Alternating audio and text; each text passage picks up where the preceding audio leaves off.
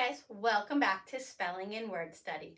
My name is Mrs. Rhoades and I'm here to get you started on Unit 16, the IC or IC ending.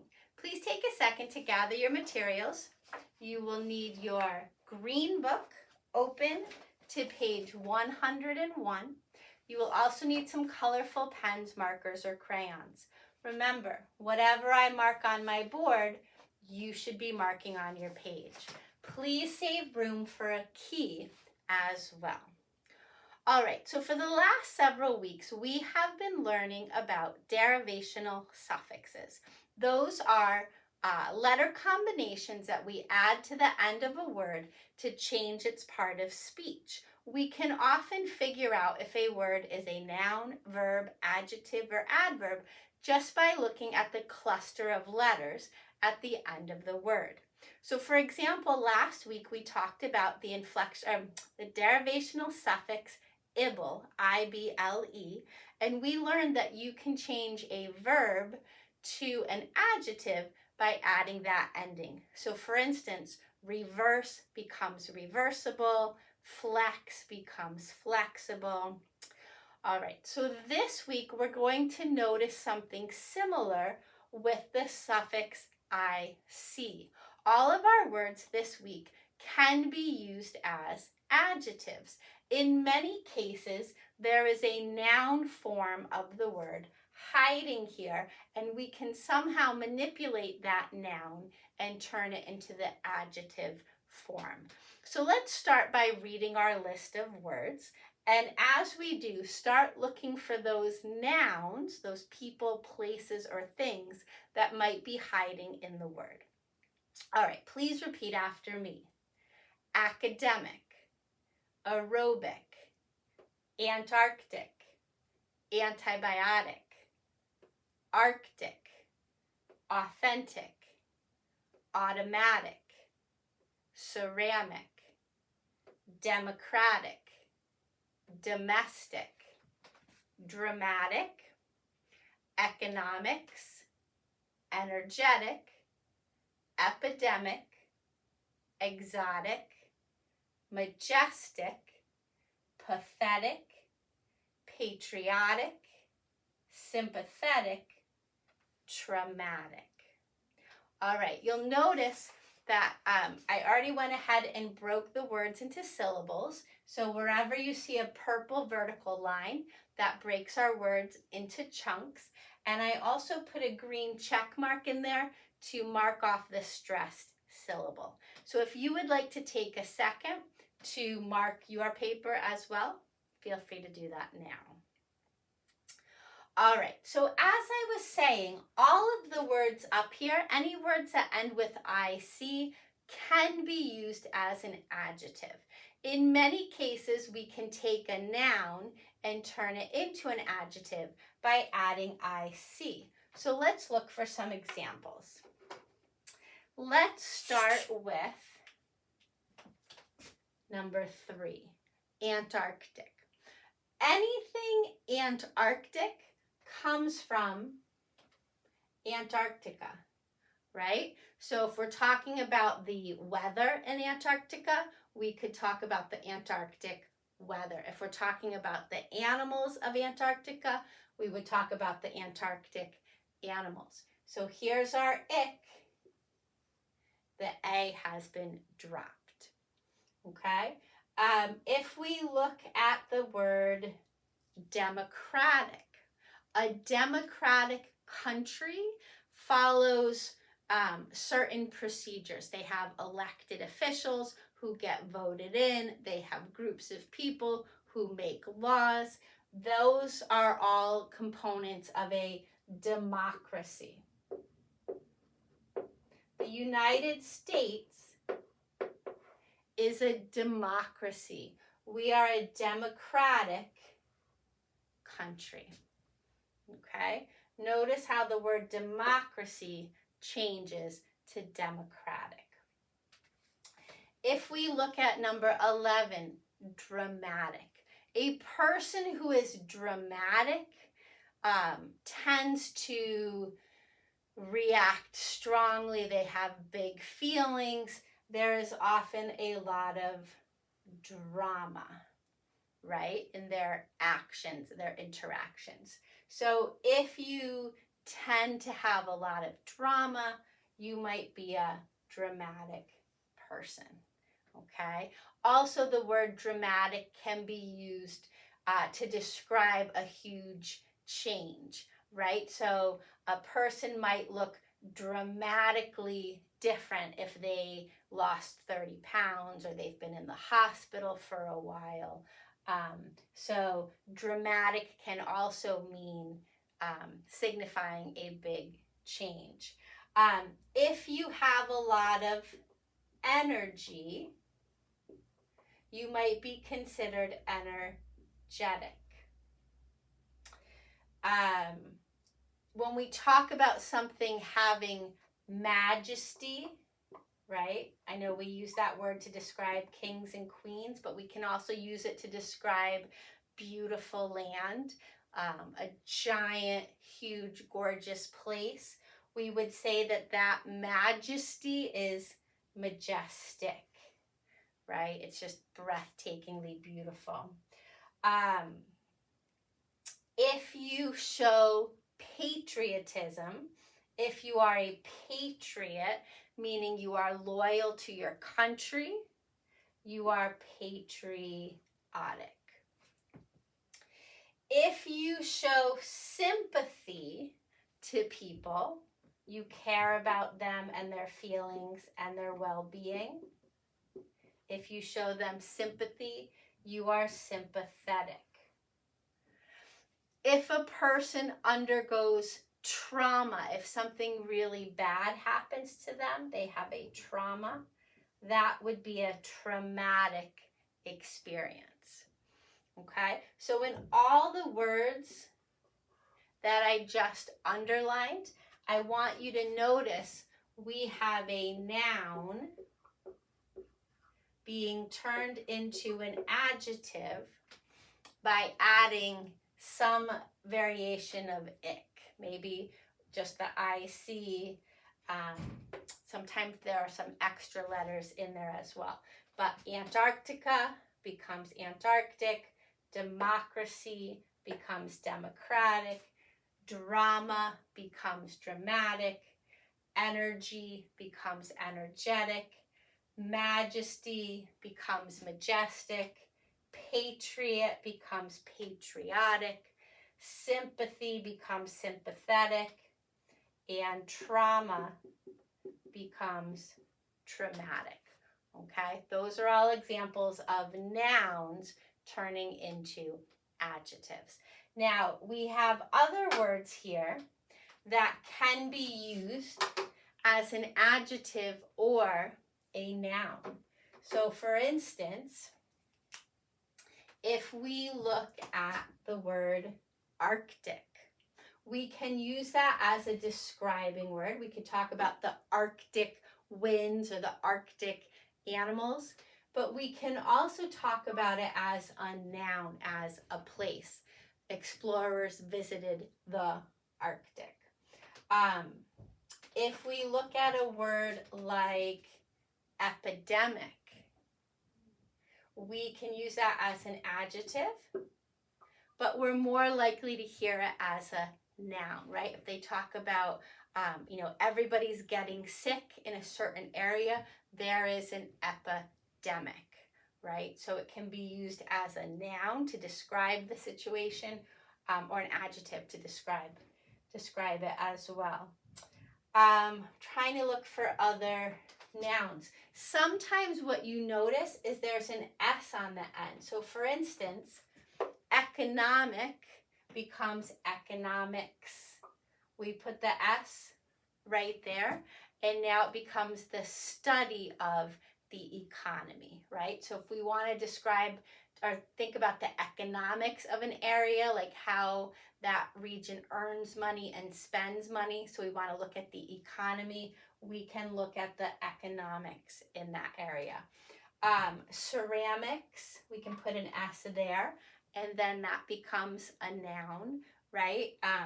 We can have something made out of like ceramic tiles or ceramic dishes, we can use it as an adjective, or we can put an S on the end, and now it becomes a noun, right? She is an expert at making ceramics. Antibiotic is another word that can be used as an adjective or a noun. If you have strep throat or you have another type of infection, your doctor might give you an antibiotic. It is a pill or a liquid. It is a medicine that will fight that illness. So that can be a noun as well. Okay, so I don't know what I'm going to put over here. ADJN means the word can be used as an adjective or a noun.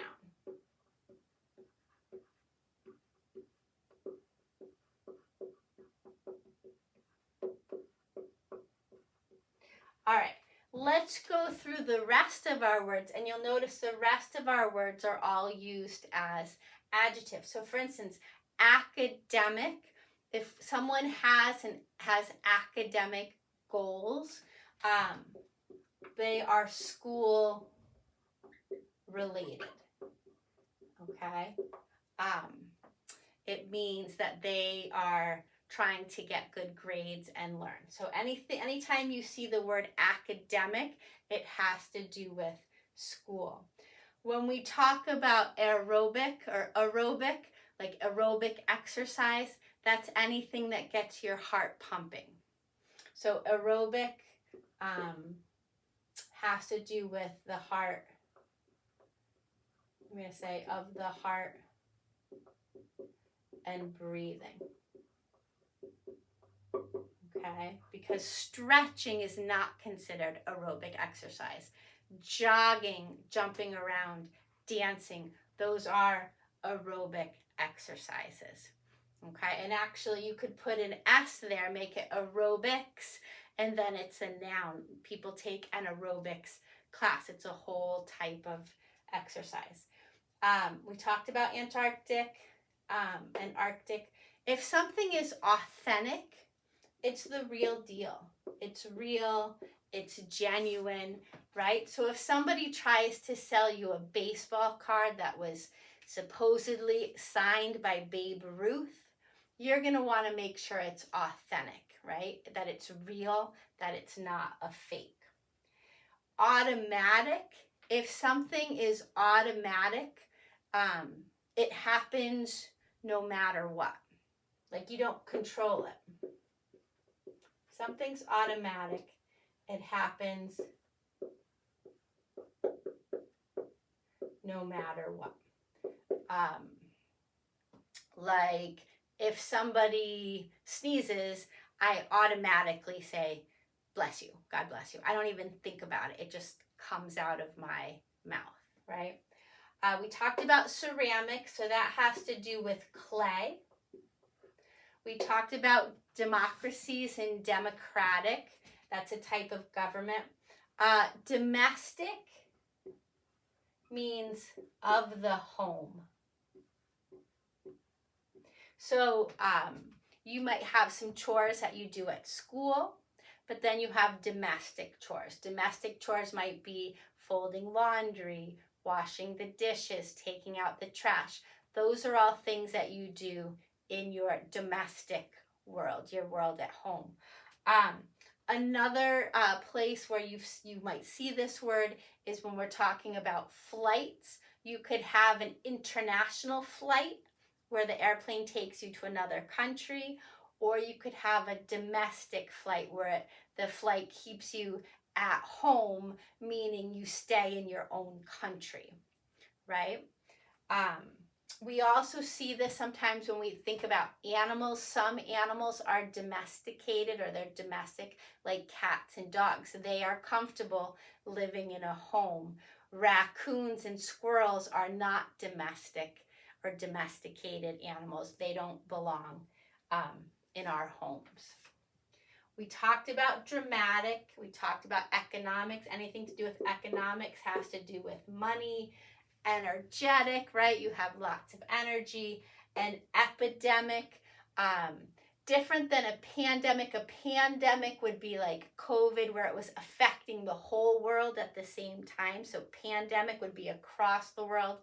Epidemic would be smaller, but still affecting a lot of people in one place. Exotic means from far away. So we're not allowed to keep certain kinds of exotic pets. There are certain types of snakes, animals from far away that you're not allowed to keep here. Sometimes we get exotic foods. We get to try exotic foods that were brought from far away. Sometimes we get to go on vacation to exotic places, and that's always interesting. We talked about majestic. Pathetic. If something's pathetic, it's really sad. It makes you feel bad. We're going to talk about that more in a second. Patriotic, you love your country. Sympathetic, we're going to talk about that again in a minute. And traumatic, something's traumatic, it's very painful. Usually like emotionally, like a painful experience. What I want to talk about with you next, though, are some roots. Before we get to roots, I want to talk about a few prefixes. So here's an important prefix to know. Anti. Anti means against. So if you're anti-war, you're against war. If you're anti-vaccines, you're against vaccines. If you're anti-smoking, you're against smoking. An antibiotic fights against these little germs, right? If you think about the germs that are infecting your body, those are living things. So an antibiotic fights against those little living germs. So anti means against. If you think back to week 4, we learned that sim is a Greek root that means together, right? Sometimes it shows up as SYN or SYS or SYL, SYM. They all have to do with together. So if you are sympathetic, I'm going to come back to that in a second, but it has something to do with the words with or together. Okay? So over here, green box equals prefix. We only talked about 2, right? Sim meaning together and anti meaning against. But then I want to talk about a root, and you're going to see this root when you get to page 104. You're going to learn about some Greek roots, the roots path, and actually path comes from Greek, and that means feeling, and then the Latin root is pass. So anytime you see path or pass, it has something to do with feelings, okay? So if we come back to pathetic, I should use a different color for this. I'll do it in pink. Remember I told you if something's pathetic, it's really, really sad. Like it makes you feel bad. You're like, oh my gosh, that's so pathetic, right? So path has to do with feelings. So pathetic means you feel, it makes you feel bad. Sympathetic, there's path here. And simp, I said, means with or together. So if you are sympathetic towards someone, it's like you are sharing their feelings with them. So if your friend's dog died and you feel really bad for her, you are sharing her feelings. If your neighbor's grandfather passed away, you might show sympathy by giving him a card or delivering some food to him. You are sharing his feelings with him. Okay, so you'll see more examples of that. When you get to page 104, you'll see words like apathy and empathize, compassion and passionate. So just keep that in mind. Path is the Greek root for feeling, and pass is the Latin root for feeling. So over here, pink box equals root. I don't think we have pass in any of our words, but we do have path showing up twice. All right. One last thing I want to show you guys really, really quickly. You might have noticed that 2 of our words this week start with an uppercase letter. We have the A in Antarctic, and we have the A in Arctic. Now, the reason they're both capitalized is because they are proper adjectives. I know you've heard of proper nouns. Proper adjectives. I know you've heard of proper nouns. Proper adjectives go with them. So France is a country. It's a proper noun. It gets an F. French is a proper adjective. It also gets an uppercase F because it describes a proper noun. Antarctic gets an uppercase A because it describes the proper noun Antarctica. Arctic gets an uppercase A because it describes a proper noun, the place, the Arctic, like the Arctic Ocean or the Arctic region. So just keep that in mind, that you need an uppercase A here and here because they are describing a proper noun, and therefore we call them proper adjectives. All right, now for real, that's all I have for you. Good luck, and I will see you next time. Bye-bye.